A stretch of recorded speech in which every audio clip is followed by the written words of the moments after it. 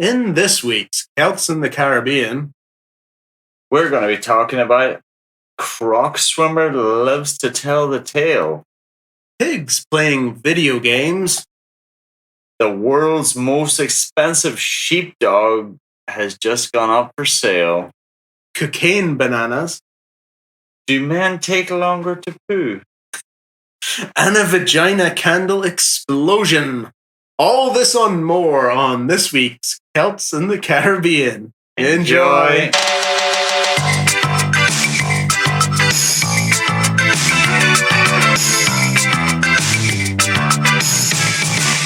Hello and welcome back to Celts in the Caribbean. Been a hot minute, guys. How's everyone doing? Great. Great. We've been off. I know you've all been super worried about us. I could tell from the amount of Facebook messages and emails we've had. But our mics have broken, and I spent 3 weeks trying to fix them, and then we finally ordered a few more, and it's going to take a few weeks to get them. But a big shout out to our friend Sam, who has lent us some equipment so that we Thank you, Sam. Thank you, Sam, so that we can get back on air. Yes. You're probably just sitting at home twiddling your thumbs with nothing to listen to. Yeah. But yeah, welcome to Bon Air's #1 podcast, Celts in the Caribbean. If we are offline, you can always go back. This is episode number 35, and it's a news podcast. But not, I would say topical. I would say you don't have to listen to loosely based on the news. Yeah, it's all fact. Yeah, as far as we're aware. It's kind of like watching Kevin Costner real life movie. It's loosely based on facts. Yeah. Do you want to jump straight in, or you said you had one that you wanted to start with? So, have you checked our Patreon account recently? I have not. We do have a Patreon account. So if you want a cheers on the show or anything, go on there. You can buy us a beer. I'm having a drink homebrew because none of you cheap bastards are actually buying us a beer. So Alan has had to resort to making his own stout. Just putting ethanol into cough syrup and hoping for the best. I was trying to find tasting notes for it, but yeah, that's perfect. Yeah, but you can go on and buy us a beer, but we do have certain levels, and one of the levels we talked about in one of our episodes months and months ago is if you donate one of the higher levels, we will send you one of Gwyneth Paltrow's vagina candles. Now, nobody has ever taken us up on that offer at that level. And it's a good job. Please don't tell me until. No. But what has happened is one of Gwyneth Paltrow's vagina candles has exploded in a woman's God. Thankfully, we didn't have enough listeners to actually send a Gwyneth Paltrow vagina candle. Exactly. That would have hurt us being sued for sending vagina candles for our first Patreon. But if you haven't listened to the episode, Gwyneth Paltrow genuinely, so her brand Goop, she's gone a bit. I don't know. Is she even an actress anymore? I don't know if she's involved. She said she fell out of love with acting a few years ago, and now she just wants to focus on health and well-being products. Yeah, so she has all these strange, super expensive supplements. Have you seen that thing with her and Jon Favreau? Like the Jon Favreau cooking show, Chef. So he started a series where he kind of emulated some of the dishes from the show, the movie Chef, and so he's actually just like cooking with the guy from behind the scenes. It's actually really, really, really good. I've heard of it, but I've not seen it. This is Star Wars, Jon Favreau, no? Yeah, correct. Yeah, but also the main star of the movie Chef and the director of Chef, director of Spider-Man, The Mandalorian, I think that's what he's. Yeah, I don't know if he was in the directed the Mandalorian, but he done like I think some of the Avengers movies. So like big name, and so he's sitting there, and I think it's maybe like the second episode or first episode, and he's doing it with Gwyneth Paltrow, and they're making food, and he's like, this is something that we made on the set of Spider-Man. She's like, I was never in Spider-Man. And he's like, yeah, you were. You were in Spider-Man Homecoming. Remember? And she's like, no, I was never in Spider-Man. He's like, As as Gwyneth, Iron Man's Penny. yeah. And he's like, no, Gwyneth, remember you were in Spider-Man Homecoming? I think it was Homecoming, whatever it was. It's really funny just to like watch it. She's like, was I in that? And he's like, yeah, you were. She's like, oh my God, I don't remember that. So probably not. Don't take Gwyneth Paltrow's supplements. Oh my God. Or buy her vagina it's candle. Fucking crazy. So this is a legitimate product that you can purchase for $75.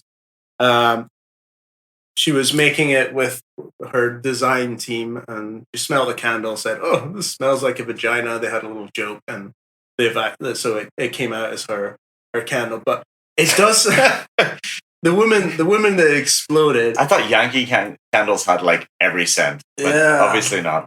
I'd be really interested to see what the sales are on this, how well she's doing. The woman in the UK that her vagina candle exploded, she won it as a gift in a quiz. So she won it in a quiz. But she has been quite extreme in how she explains what she was like. I've never seen anything like it. The whole thing was ablaze. There was an inferno in the room. I feel like she's milking this just a tad. All of these adjectives that you use is milking it. Yeah. Anyway, it doesn't matter. Sorry. Her partner David Snow, he sprung into action and threw the flaming candle out the door and saved the house getting burnt down. The flaming candle. That is typically what happens with a candle. It typically burns for a few hours. Yeah, I mean, wax doesn't burst into flame. No. Traditionally, regardless of what it smells like. However, if she was part of the design team, maybe she like used fucking 100% rubbing alcohol on something and fucking. Yeah. So I don't know. Be very careful on your candle purchases. It's our note, our dear listeners. Exactly. Who do you stick to with your candle purchases? I just like a nice base, clean, wax. scentless wax. Yeah. I love a good scentless wax. My dogs have a lot of build-up, so I just make my own. Yeah, exactly. Use their earwax. Father Jack. It's fine. Yeah. I mean, we have 2 months worth of stories here. Yeah, actually, we probably do. 2 or 3 episodes worth of stuff. Yeah, we'll probably just shite on for the next hour. Just enjoy it. Yeah, what have you got? If you got something exciting? Do men take longer poos? Lengthwise or the amount of time in the bathroom? Are we talking the size? I think that's a very good question. No for that as part of what I'm talking about, but that is something that we should revisit. I'd imagine we, on average, eat more because we're like, what calorie counts? You're allowed an extra few hundred. But women in general are more susceptible to bowel conditions and constipation. So it means that women should technically take a little bit longer to go poo. Oh, so we're going down the how long you spend in there. Exactly. I mean, once I'm going, it's not like that. It's just like the time I'm spending playing Mario Kart and there you go, and researching Celts in the Caribbean. Ding dong. Yeah, so playing with my ding dong. Now, I think it's more along the lines of your partner typically saying, "God, you spend so much time taking a shit," but do you actually spend that time? And that is the question. No, I think it's just a safe place to be. Exactly. Like, regardless where you are in the house, like you're ready to be ambushed at any time, other than when you're sitting on the toilets. And like you can lock the door, relax, just have a little bit of peace and quiet in a hectic world. An Israeli study of it showed that men spend around 64% of their time reading, while women spend 41% of their time reading on the toilet. So this thing where they're spending 60% of their time straining or reading. Well, straight maybe. But I think it's a thing where, like, yeah, my partner also says, "Oh my God, you spend so much time on the toilet." But yeah, I'm also just reading. They have designed. I mean, we're both self-employed, so we're putting our own time, really. But I'd imagine it is an issue for employers. Like that is like if with the advent of the phone. Yeah. Well, not the dial-up, but like the smartphone. I'd imagine the time people spend in the toilet at work has risen to the point where it is costing employers. I can't imagine Alexander Graham Bell was like, you know what? This will give us males a lot more time on the shitter. I mean, how'd you do that? Do you the employers start like blocking the amount of time an employee's allowed in the toilet? Because you can quickly lose 20 minutes scrolling over Facebook. Oh shit, I had a meeting. So they say the average healthy human can take a shit in 2 minutes. However, with an introduction of something to make them squat, or the person is squatting in some of the countries, it is 51 seconds. I have seen that. There was one on the Squatty Potty on Shark Tank. Good. Yeah, I think it lifts your feet. Have you've tried one? No, I mean the advert is fantastic. Oh, okay. It's the one with the unicorn poop. So it's just on your Amazon wish list. Like one day, Squatty Potty. Maybe this Valentine's Day. No. Yeah, now that I have a child, I'm probably going to have like a step up anyway. So I'm like, yeah, sweet. But there is also a new toilet design. It's a sloping design. Okay. That's meant to make it really uncomfortable to sit on after 5 minutes or something, and start sending your legs to sleep to encourage people to get off the toilet as you do your business and you leave. You don't sit there and research your podcast for 20 minutes while you're on your employer's dime. I can imagine you're not going to get one. I don't need one. Fine. I'm just hurting myself. So yeah, that's what I wanted to start off with. Poop. Well, I forgot to get my next one up. I did want to talk a little bit about a new Danish cartoon that's coming out. Did you see this one? Is it about Allah? Because they didn't tend to go well. It is not. It's about the man with the magic penis. So this is genuinely, this has caused a little bit of controversy. It was meant to air January the 2nd. So it's an animation. What's it called? Let me see. It is called John Dillerman. Okay, so John Dillerman literally translates the penis man in Danish slang. And this, we're not talking. John's just totally dropped from the rest of it. Yeah. Not like John Penis Man. It's just like Penis Man. I guess, yeah, the John. But this isn't like a South Park or a Rick and Morty. This is genuinely aimed at 4 to 8 year old is the target audience. Okay. And John Dillerman / Penis Man, he goes on rescue missions. He uses it to fly like a helicopter. He is seen lighting barbecues and even stealing ice cream from unsuspecting kids, all with his penis. So it's kind of, I think it's, you always would see I'd always have the conversation, I don't know if this is general or just me, about Inspector Gadget and if he had a Go-Go Gadget penis. So I think this is... I should have left it until after you said that, yeah. You're like, yeah, oh yeah. This conversation. Yeah, okay. Yeah. Don't agree with that. So this guy has a massive member that can perform lots of tasks. And it is aimed at kids. And they're saying they don't want children to be embarrassed about their penises, and this is a way to educate them, which I feel is a very, very weak argument when the penis is going around stealing ice cream from I love it. Oh my god. Kids emulate things. Are we... Yeah. Are we going to have a spate of Danish children trying to light barbecues using their penises? Danish children just going in and like fucking teabagging ice creams in the store? Yeah. I mean, this is... I'm going to show you in a photo. If you've not listened to us before, all the...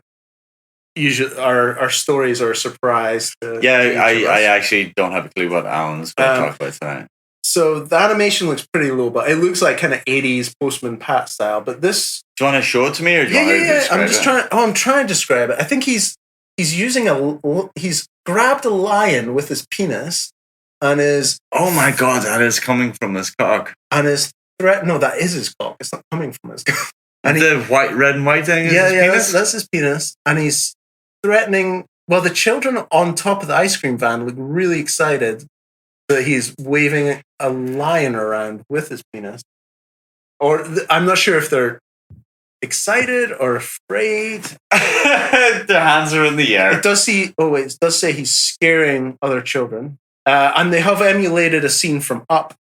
That beautiful scene in Up where they're holding the balloons. Oh my god, I'm watching it right now. But in this version, John is holding the balloons with his penis and then gets pulled upside down. He gets attached to a bus. This is gold. He was lucky not to hit the electric.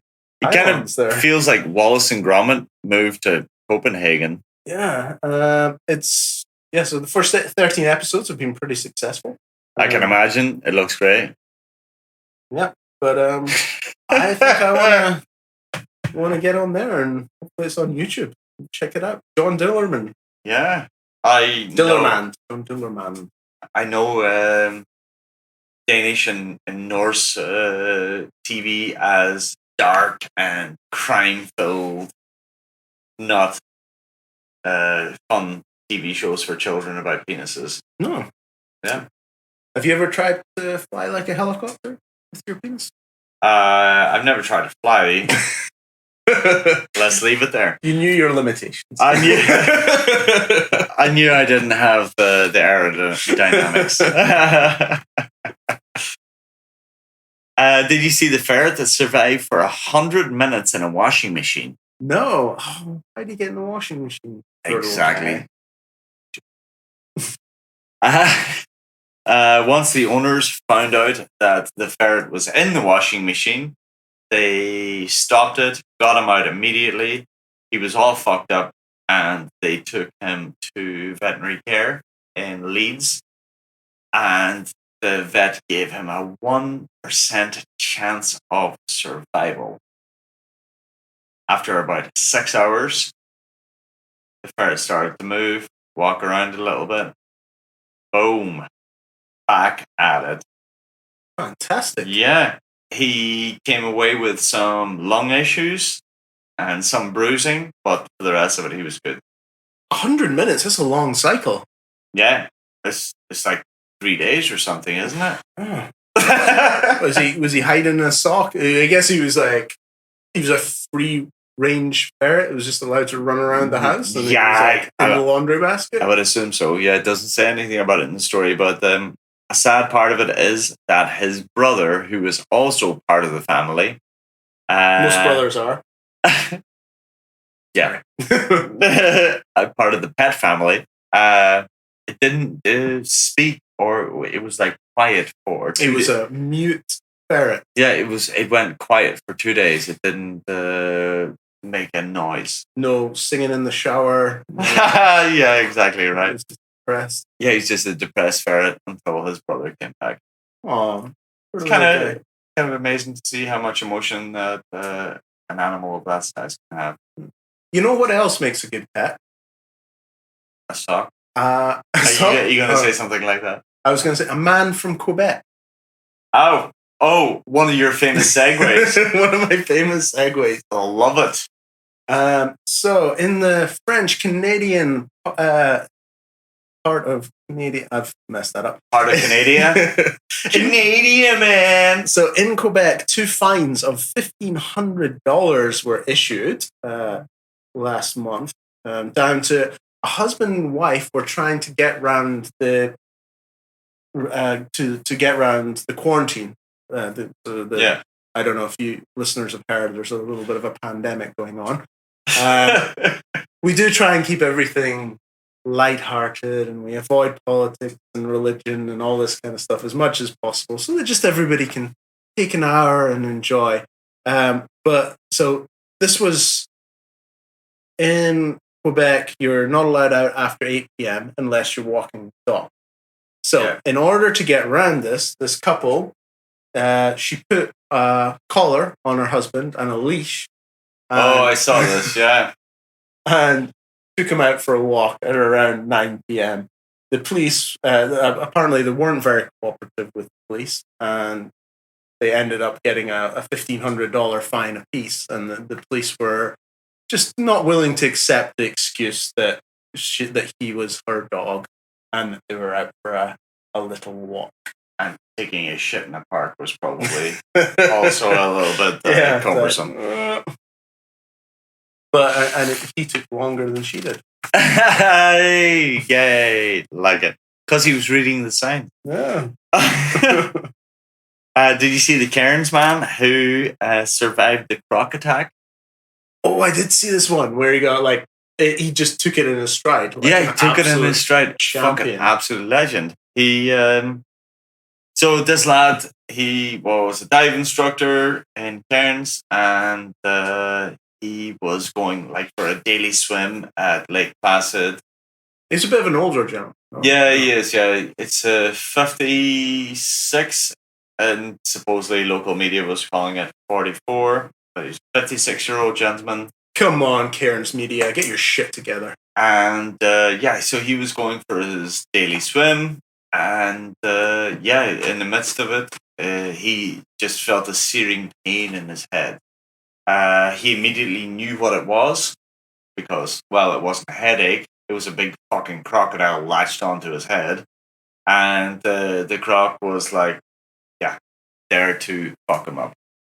So his immediate reaction was to reach up and grab the jaws. He grabbed the jaws, managed to pry it off his head.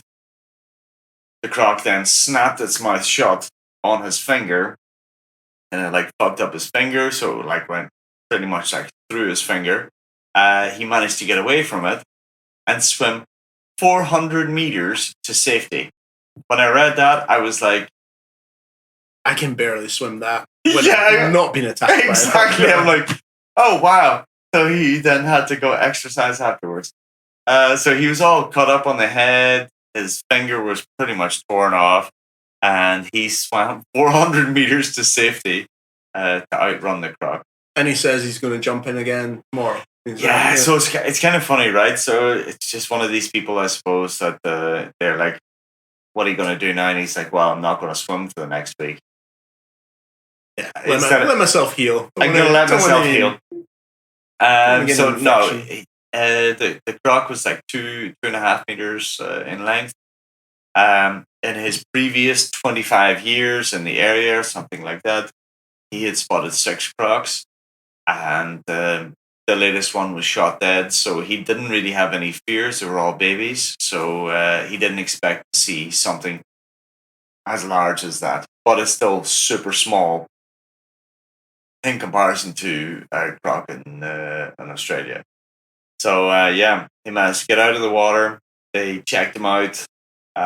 He was a first responder and all of that. So he had started to bandage up his own wounds, and then he asked a passerby to help him as he had a croc attack. The funny thing is, a friend of mine is actually best mates with him. A friend of mine, I worked in Cairns as well, and this guy, I think, worked with Luke. So a big shout out to Luke. How you getting on? But yeah, he was a bit of a legend in it. He just took it in stride. Would you? Yeah. Yeah. I love it. Yeah, totally. No bother. Right. Yeah. Yeah. He When the must have been quite a. Oh, man. I've been a bit quiet for the last. I've been really trying hard to come up with a quality crocodile pun, and I've been working with Snappy. Like he's a snappy swimmer. That's the best.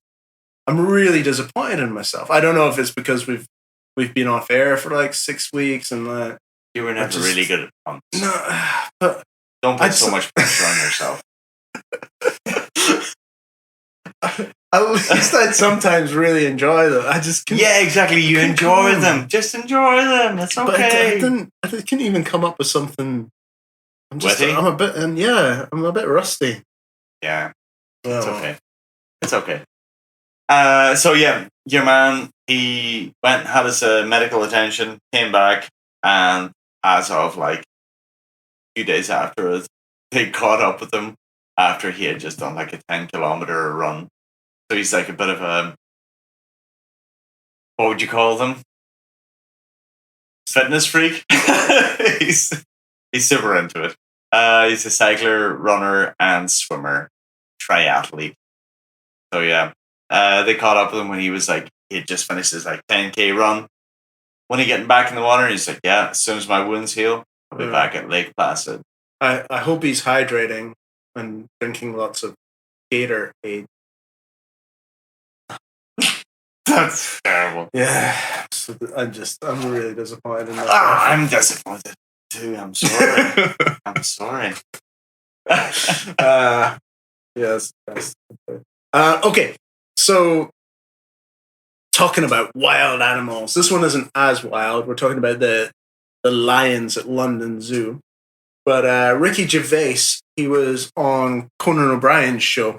It doesn't say when it was, but I think Conan had asked him what his how he wants to die, or something equally as morbid as that. And Ricky Gervais wants to go out by getting his dying wish is to be torn apart by a lion. Why? He wants to give back. So he doesn't want to just like die and be turned into dust and done with it. So he wants his body to, I guess he wants to go out in maybe a memorable way and in a way that somebody gets a snack. Yeah, I do appreciate him. He's like a really vocal person on Twitter. Like he's a super vocal, animal rights. He's fantastic for it. Actually, you never considered that whenever you seen The Office. When did The Office air for the first time? It was like 15, 16 years ago? A while ago, yeah. So his actual quote was here. So I thought it would be good just to be fed to the lions at London Zoo. That would be useful, wouldn't it? Because we never give anything back. We take everything from this world. So you're seeing it as being a way back.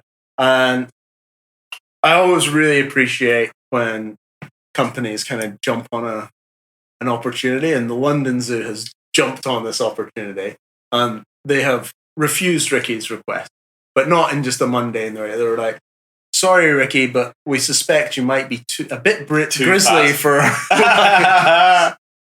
and that we're looking for leaner meat. Yeah, exactly. That they wouldn't actually want to eat you, so we don't want to have to do basically clean up that mess.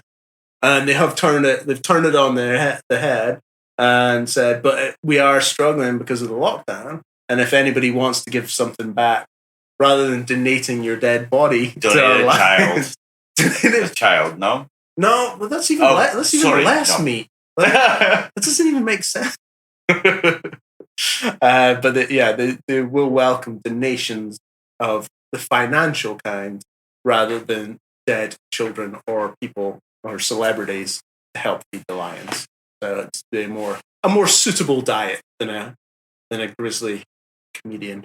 But I do enjoy Ricky Gervais and his I do appreciate that. Did you see the inventor of Indomie Goreng has just died? What is Indomie Goreng? Is that a food? Yeah. Oh no, that's like it's a flavoring of ramen. Yeah. Yes. It's a noodle. Yeah, see, I'm there. That's why we're friends. I'm just a bit slow. So back in the day, when I was doing my travel and that, I used to buy a 30 box of Indomie ramen, essentially a ramen noodle, but Indomie mee goreng noodle. So it's the original flavor, and I'd buy a 30 bucks. My mate would buy a 30 bucks, and we would go through it like, well, I hate to say it, like in a week. And Breakfast, lunch, dinner. yeah, it's just a lot of noodles, like 3 to 4 packs a day, kind of thing. It was nuts. But this noodle is so fucking good. After eating it that much, I didn't even get sick of it. When I moved to the Caymans, I kind of missed it, and my work colleague was actually from Indonesia as well, and he's like, after a while, we were talking away about it, and I was like, I love mee goreng, man, like the end of me. He's like, hey, I get it in Grand Cayman. I fly over a 30 bucks every couple of weeks. I'm like, no shit. He's like, yeah. So then he started flying me in boxes of the mee goreng as well. It's sad because it was this lady was like an unsung hero because this was enjoyed by millions and millions of people. I think we've talked about your love of ramen on the show before. Jesus, which just shows how. Are you in mourning? Not really, because I can still get. I can still get it. She's the already ingredients are there. Exactly right. She's already developed. I can still eat it. But the point is that this lady she worked for Indomie, and she came up with her own brand of or her own recipe for a noodle, and that was the mee goreng recipe, and that is still to this day the most popular recipe. The lady died as an unsung hero. Quite sad to see it go. And what was her name? Sorry. What have you got next? I was trying to buy myself some time. Son of a bitch. So we also lost somebody this month that was a big part of my 1990s childhood growing up. Was Jimmy Savile. He died ages ago. He granted so many of my wishes. No, it was Dustin Diamond. Know him? You're a little bit young. A little bit younger than me. We did talk about one of his. Yeah, Saved by the Bell. Saved by the Bell. It was Screech. We lost Screech. Man, he was like 44 years old. So that's so that was really sad. But what came out of the story for me, that I'm trying to buy a little bit of time to find out the name of it again, was he released a porno as well. That was the thing. What was the name? Do you remember the name of the porno? That was the whole point of the story because it was fantastic. I don't remember the name of the porno, but I remember like he didn't get into trouble for it. It was just like, dude, what are you doing? It seemed like it was like some kind of. He had like a WhatsApp group with a lot of other like that generation celebrities, and they had some kind of competition going on where they would they'd film certain situations and like they'd give each other challenges to film it. So he came back and said that like it wasn't him, it was like a stunt double. I remember this. It was a stunt double and so on. He was also supposed, like, God rest him, but he was supposed to be an absolute cunt to work with. There's a lot of really kind of not very nice things stories to say about him, but I mean, he was like a proper child actor. Yeah, like, I feel like he's been messed up. I'm not like saying he's done good things. I'm just saying he was messed up by the system. So he was in jail for stabbing a guy. Yeah, for 4 months. Yeah, stabbing a guy in a bar fight. Yeah. I'm just going to his Wikipedia page here to try to see if I can find. Yeah, but the name of this porno. Yeah, it's quite interesting. Like, I mean, I think porno is like a bit. It's like a sex But, It's like here we go. Okay, you ready for it? Screeched. Saved by the smell. He is accredited. It says like the role is himself, and he also has director credit for Screeched, Saved by the Smell. Right, it doesn't sound any more like a WhatsApp little group with someone whenever you have director credits. His director credits are on Wikipedia, so yeah, there we go. So that was in 2006, but yeah, it was the same with Tom Sizemore. Remember? Remind me who Tom Sizemore is. Black Hawk Down. I think he was in The Thin Red Line, like a few war movies. He's like kind of like a B actor, but really fantastic. Kind of chubbier face, always short hair. Yeah, Tom Sizemore.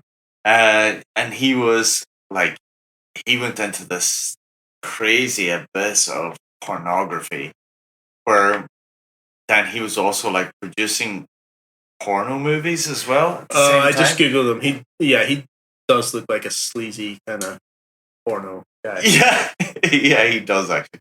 But he's also a fantastic actor. The first thing that pops up is arrested for drug possession. Yeah, exactly. But it was around the same. You're thinking of? Yeah, but it was around the same time of Screech. So like the two of them were like hitting the headlines at the same time. Gotcha. He does have another credit in 2009 for Porn Dog. He played Buster. He was that voice, which sounds like it might be animated. I'm pretty sure I'm not showing that to my child. Porn dogs. Probably smart. But talking about that, so we have been going for 35 episodes. I think it's coming up for like a year and a half now. If you like looking back on those 35 episodes, I took a deep delve into our stats the other day just to see what was popular and what people were listening to the most. And there's one episode, music wise or no, our podcast. Our podcast. There's one episode that had 10 times more listens than any other episode. I don't suppose. What is it? Yeah, it was our Pornhub review of 2020. So, of 20, it would have been 2019 that we 2019, that we did early last year. That went, I don't want to use the word viral, but that has been listened to like 10 times more than any other episode. So I was like, well, it's 2021. We need to do a Pornhub review of 2020. And I've been searching for it, and they've done one every year for 6 years. And but they haven't done one this year. The statistics have not been released yet. It's going to be crazy. People are just going to be whacking off like 10 times more now that they're just like... To our voices as we just tell them stats. And I think you're just creating that narrative. No, what I was saying is that people are just jerking off a lot more now that they're just at home on their own. Okay. I would imagine that's very true. But can you hit me with the Japanese whiskey? I can. You want some Yama Zakamura? Damn straight. There we go. Thank you very much. But what that did lead me down to is I'm now a member of Pornhub Insight, which is their statistics part of it. Well, everyone goes on Pornhub for statistics, Alan. I know, but one of the worrying things, I didn't want to lose this page, so I just kept it open in my browser for the last 6 weeks. Ready to do this. So I've taken a few screenshots for work and sent them over, and they're Did you get off on them?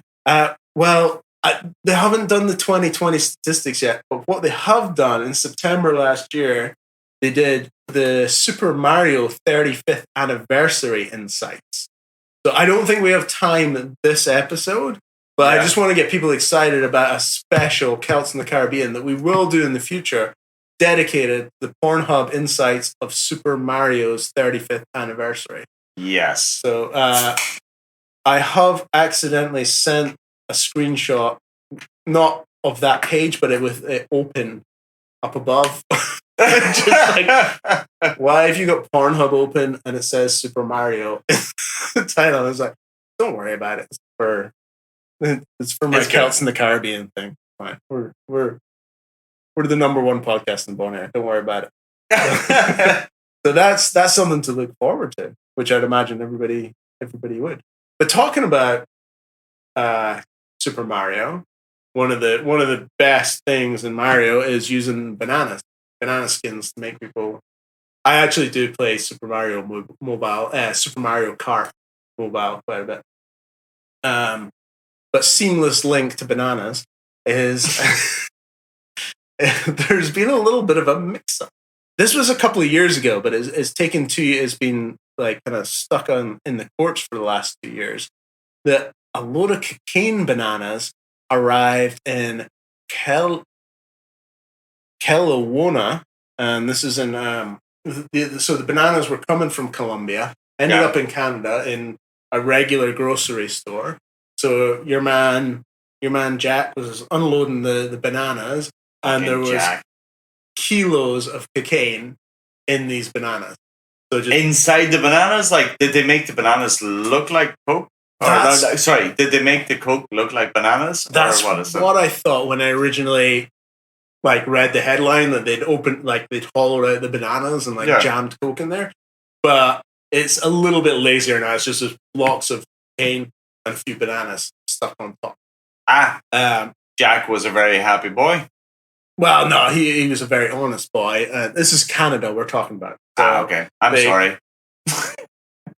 So they contacted the police rather than just snorting. It was 800,000 doses of crack cocaine. So 800,000 doses. So they were saying that was enough for everybody in the district to have 6 doses each.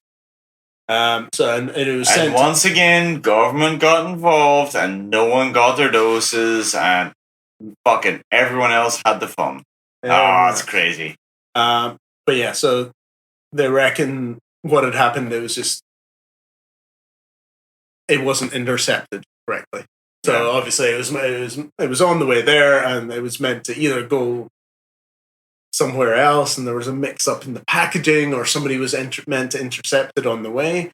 And I don't know what the street value of cocaine is in Canada. I have slacked off. Do you know what the street value of cocaine is anywhere? On pretty much everywhere in the world, other than Canada. But, I mean, I'm on the pulse with that. I study it like the stock market. But yeah, so that's a lot of cocaine, I'd imagine. That is a lot of cocaine. Cocaine, bananas, done. What else are we talking about, mate? A farmer making 50,000 since the COVID happened by hiring out their goats for Zoom calls. Oh, I thought this was brilliant. This is a great story. It's such a nice story. The farm normally makes a subsidiary income from weddings and parties and stuff. But due to COVID, they can't have any of those things. So it started as a joke, and the main farmer was like, you know what? Maybe we just hire the goats out for Zoom calls. And they done one, and then it just took off. $5 a Zoom call for a goat, and it's just gone bananas. Hey, good link. Thank you. No, that's a great story. I love that, where life has handed you lemons, and people are just being very entrepreneurial about it. And we're seeing a lot of really entertaining and creative stuff, but there's a lot of people out there just fucking moaning, and there's a lot of people in a hard place. And but some people are hustling too, and it's really enjoyable to see. To be honest, I really like that. I genuinely like this story because it's such a hustler story, but it's also super heartwarming. They are able to keep on all the staff. They had a surplus, so they were able to use the excess money to like improve the site. I mean, that's really cool. Yeah. I mean, that's a big thing. Yeah, there's a lot of hardship out there, but there's a lot of opportunity as well. Like if you're able to just embrace it, and I'd imagine Gwyneth Paltrow's vagina candle sales collapsed. Has she been able to pivot and then sell something different, or are you using your time to like learn something new online? Exactly, right. I mean, well, as part of a business goes, like I think that is super cool that they were like, you know what, people are doing so much of this online now, and there's so much of this nonsense going on that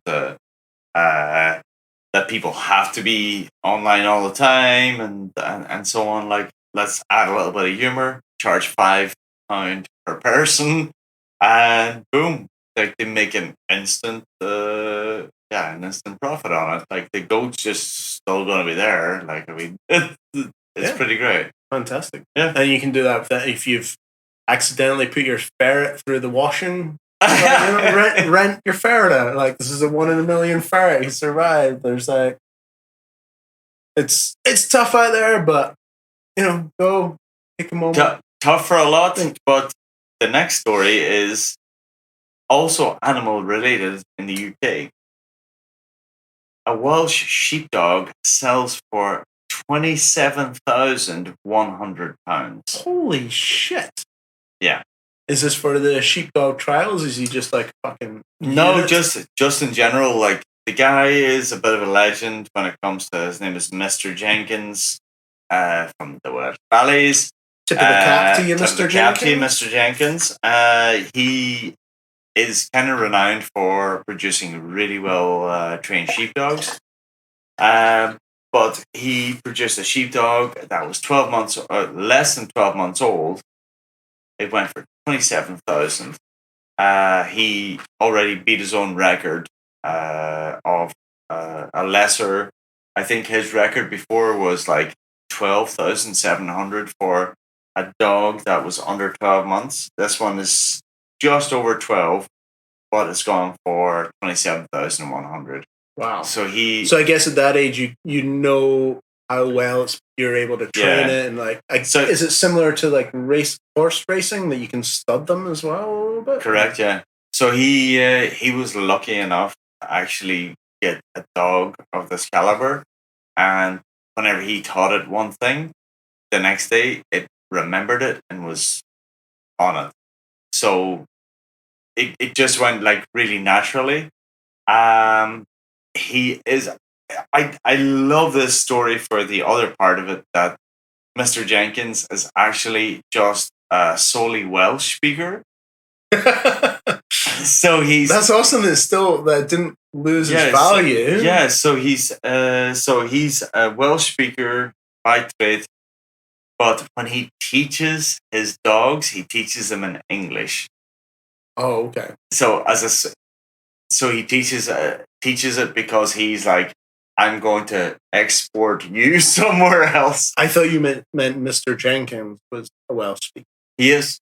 Oh, I thought Mr. Jenkins was the name of the dog. Oh, no. Mr. Jenkins is actually the dude who. Sorry. Okay. Yeah. So he has a full-time farm. This is actually like a pastime, but he does have some records in the bag already because he's trained some really insanely good dogs, and he sold them for really large values. But he teaches them in English because they're sold to like Norway, France, Ireland, the US. So he wants them to be like an international language.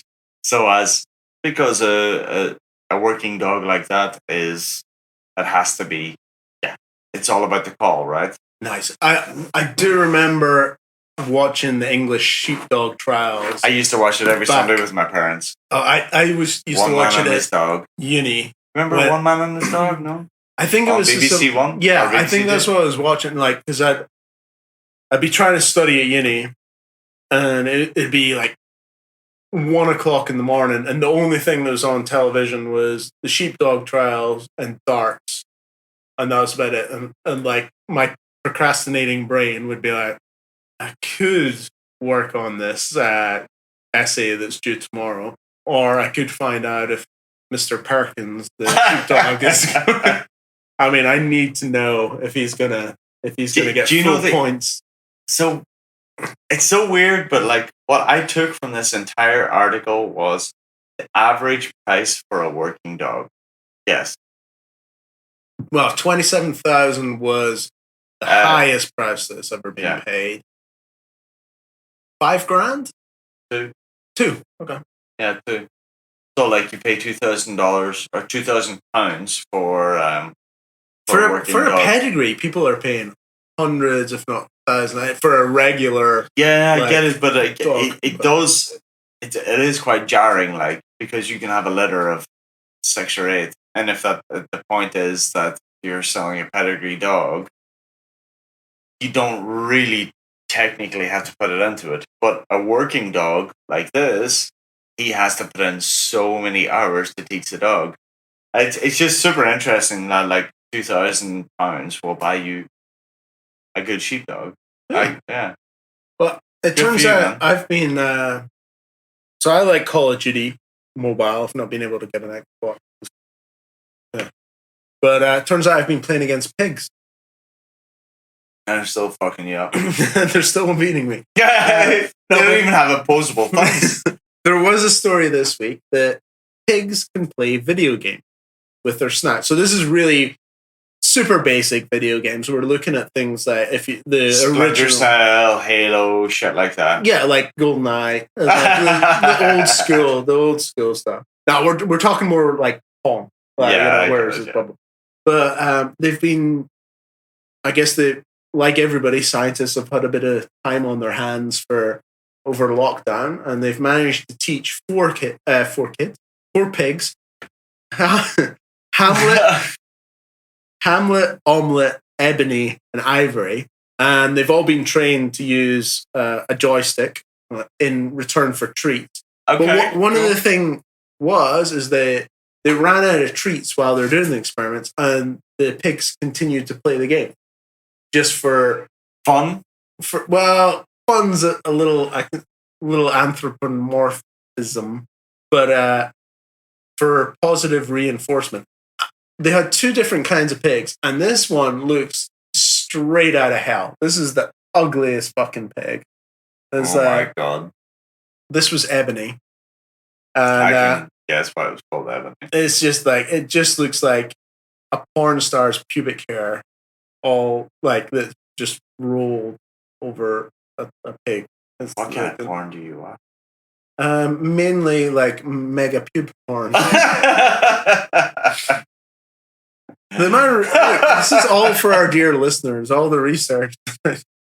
All the research that I put in.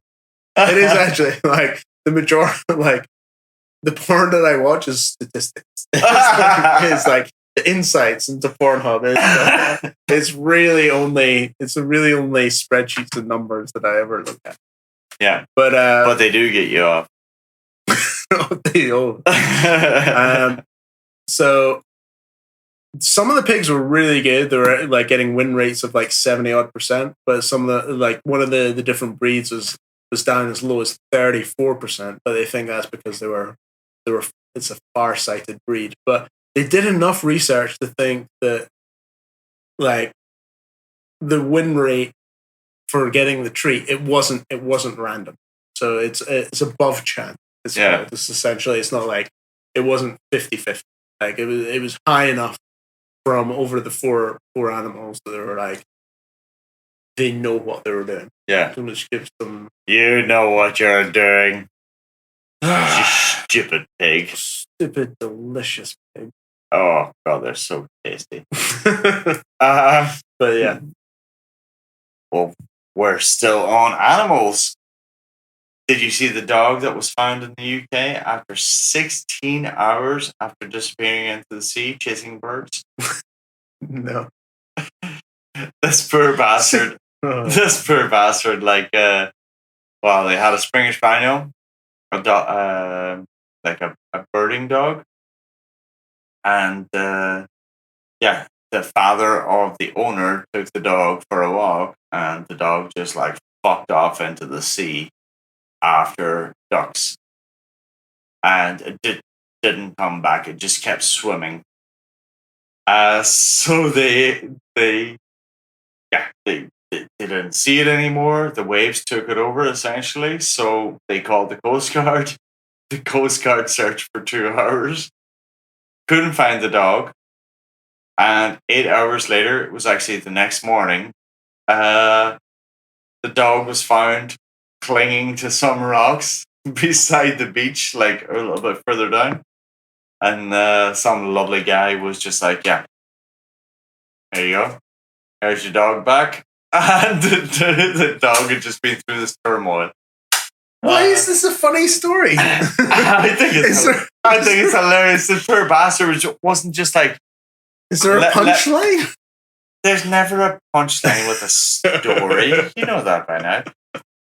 The poor thing went to check out some birds and just didn't really come back.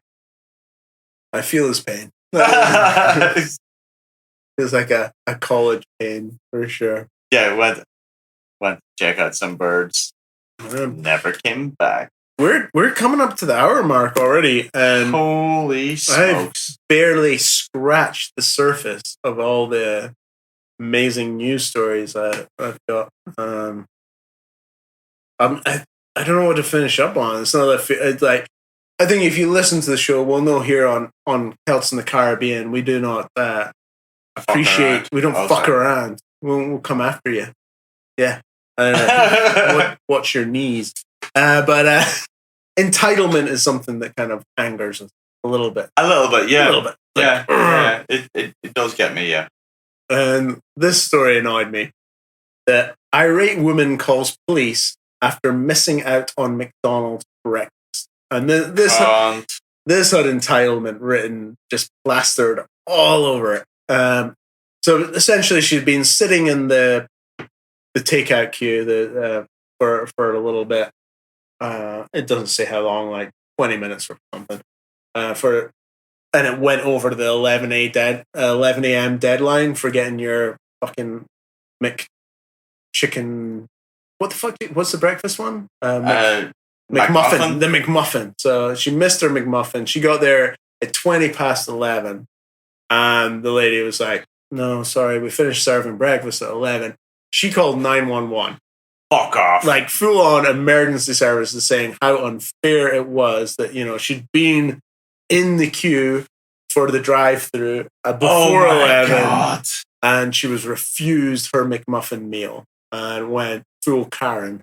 And the police officer on the other end of the phone or the answer, quite rightfully so, just explained to her how, "Go fuck yourself, Karen." Yes, in a slightly more customer service kind of way, but in a very frustrated, this is not how you use the emergency Go frick service. yourself, Karen. Yes. Go McMuffin yourself. So that, yeah. Wow, that's crazy that people would be like that. That's their reaction. Like, I can see it maybe at a 2 a.m. when, like, maybe they've gone to the drive-thru and they're a bit drunk and they're thinking, this is a travesty, but this is 11 a.m. So, yeah, exactly, right? You're starting your morning. Starting your morning wrong. With a cup of Joe. All right, if you got something to bring us home, we're at 50 odd minutes. I got Logan Paul buying $2 million worth of Pokemon cards. What? Logan Paul from YouTube, the guy who was previously known for having a bullshit boxing match with A-Love or whatever. He was meant to fight Mayweather, but I think that got called off because of lack of interest because nobody gave a shit. Exactly, because which is surprising because I would have probably actually watched that. I don't know, like Logan. It sounds like it might have been a whole. I think like back in the day, like Logan Paul was actually a wrestler. Like a college wrestler or a high school wrestler, so he could handle himself and stuff like that. But then he became like a YouTube phenomenon, and then that what was the guy called? It was called K something. Yeah, he was a British YouTuber, K9 or so he K43. Yeah, so he beat Logan Paul in a boxing match. I think we just angered all millennials that listen to this. Fuck you, millennials. But anyway, so Logan Paul has a huge amount of wealth for whatever reason, because I have checked out his videos and they suck major donkey dick. Anyway, he's got a huge following and he has made a huge amount of money, like millions and millions and millions of dollars. He spent $2 million in the last few months on Pokemon cards. As an investment? Or Correct. is this so he's seeing these rising in value So over time? he's paid for them as an investment. So he searched for 5 months to find first edition Pokemon cards that were unopened. And eventually he found enough, and he would pay up to $400,000 for one box of Pokemon cards that were unopened. So now, once he has all of his thing, he still hasn't opened them supposedly. And he's trying to control the market. He is like a diamond dealer. Yeah. Like he's like, if I own them all, I can control the price. 100%. Ooh. As first editions go, so then he would then be able to control that part of the market. His mate Logic, who I've never heard of, who was supposed to be a rapper, he bought. I was well aware you'd never heard of Logic. Yay! He bought one card for $183,000 plus buyer's fees, which brought it to $220,000 for one Pokemon card, which was a Charizard card. Fucking Charizard. I mean, you're not speaking a language I understand. Yeah, Charizard is just a basic bitch. But anyway. He bought like 220 grand's worth of Pokemon, of one Pokemon card. So now they're like at a point where he's going to start selling off what he bought for 10,000 for up to 12 cards. So he's like now starting to offload it. So he bought it as a. He's probably going to do quite well. Yeah, he's going to do. Sounds like he's going to do insanely well. 27th of February is Pokemon Day, so he's going to open the first batch on Pokemon Day. Yeah. So it's a little bit like the whole. Yeah. It's Wall Street, but on a different level. Like he just knows what he's doing. It's really crazy, but he probably will make a bit of money out of this. Like it's yeah. It'll be interesting to see how he does. But so I can kind of respect that a little bit because he's passing it on. He's making money from that. Yeah. What is I can't respect is spending $200,000 on a card that just because you want it or you want it in your collection or something. That's just silly money. When they talk about silly money, that's just ridiculous. Yeah, but like surely you can. So if that's silly money, look at what he just did. He just spent $2 million on blind cards. He doesn't know what's in it. But that's an investment. Yeah, I get it. Because even if that investment doesn't pay off for him, like reselling it, imagine how many people are going to watch those videos of him opening them. Yeah, and want that card of him on opening it. Yeah. Yeah, so he's going to get the money from selling those cards, but he's also going to get the views and the sponsorship. So like he's going to get however many million people watching him on opening them. Yeah. And then he's going to be able to sell the advertising space. That's smart business. Yeah, damn straight, man. Like, I mean, he went all in. All in. He went pretty far in on this venture. So, I mean, $2 million even to anyone is it's a chunk of change to spend on some playing cards, dude. Yeah. I think he has. He's got silly money. He's got money. I think he's got silly money. So that's why we're saying to all of our listeners, join us on YouTube. We are also going to make silly money. Yeah, we do have a YouTube channel, Celts in the Caribbean. sponsor us. No, but subscribe. Sponsor us. Subscribe Sponsor to us for the charity walk. No, it's been real, guys. Glad to be back. Hope you've enjoyed this episode. We've got our mics coming soon. All right, lads. Let's say cheerio. We'll see you next week. Cheerio. Well, probably not next week. 2 weeks. 2 weeks. I think I'm like our microphones are on a ship in the middle of the Atlantic or whatever ocean is between us and Miami, and there'll be actually only one mic is on the way, and I bought some soldering gear because I'm oh god overly optimistic that we're gonna fix the other I'll one. fix the other two, so we'll see how that goes. All right, guys. Good night. All right, night, guys. Cheers.